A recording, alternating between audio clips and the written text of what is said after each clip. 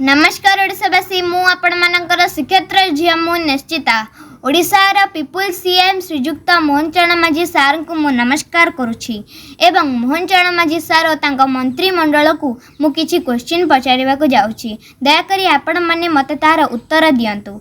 सरकार हेबा 60 दिन बीतबा को जाउछि किंतु सरकार कोन कोन करिछन्ते जनसाधारण का पई चलंतु जानिबा। पॉइंट नंबर 1 श्रीमंदिर चारिद्वार खोलिले स्वागत योग्य। पॉइंट नंबर 2 श्रीमंदिर रत्न भंडार खोलिले स्वागत योग्य।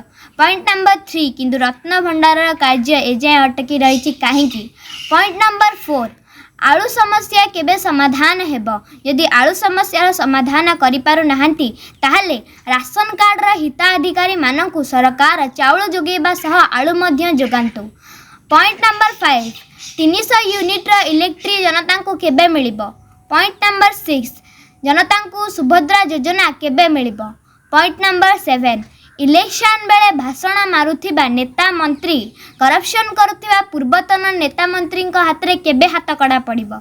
पॉइंट नंबर 8 सरकार करिथिबा जनता दरबार रे केते जण अभियोगकारी मानकु सरकार न्याय देलेनी ताहार सर्वजननीय करा जाओ।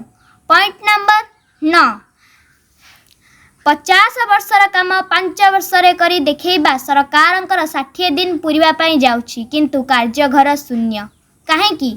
निश्चितार चिट्ठी तो आपण पाखक पहुँची सारिबणी सार किंतु निश्चिता परिवार को केबे न्याय मिलिबो। पॉइंट नंबर 10 नूतन सरकार जनता कौन नुआ योजना करिछंती तेणु मु आमर ओडिशार पीपुल सीएम श्रीजुक्त मोहन चरण माझी सार को हाथ जोड़ी विनम्र अनुरोध करी कि प्लीज सार यही पॉइंट्स गुड़िक उपरे तुरंत कार्यानुष्ठान ग्रहण करंतु एवं आपण 4.5 कोटी ओडिशावासी को देखै दियंतु कि आपण प्रकृत रे पीपुल सीएम।